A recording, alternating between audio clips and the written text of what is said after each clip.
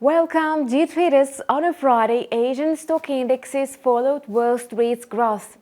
US stock indexes closed higher on Thursday, led by energy, real estate, and financial stocks. As a result, Australia's ASX 200 index gained about 1% today, while New Zealand's index closed the week up 3.3%.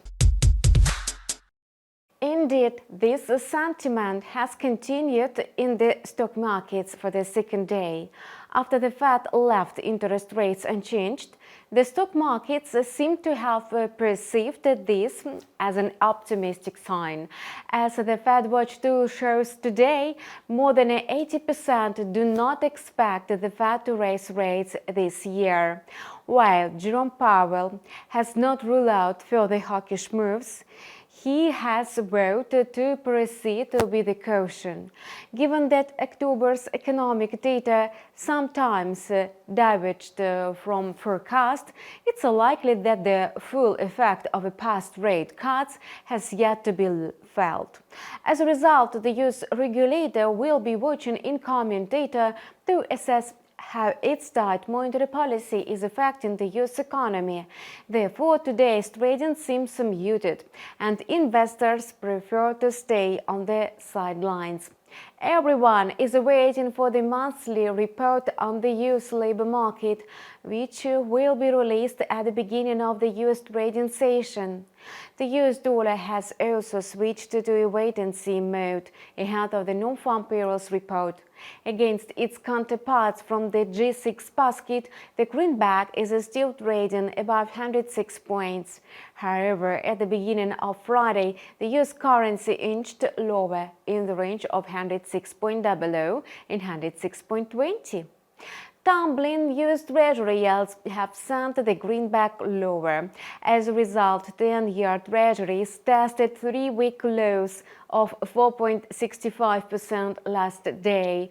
In addition, the US dollar was under pressure from optimistic US economic data.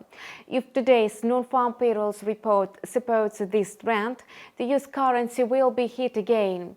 With the markets largely pricing in an end to aggressive rate hikes, the US dollar is unlikely to get support from the Fed's outlook and may start a prolonged downward correction. As the markets await the release of the US non-farm payrolls for October, the yen is struggling to gain ground against the US dollar. The Japanese currency began Friday's trading between 150.20 and 150.50. In general, the dollar-yen pair is down moderately for the second day in a row, trading near 150.30 in Asian trading today.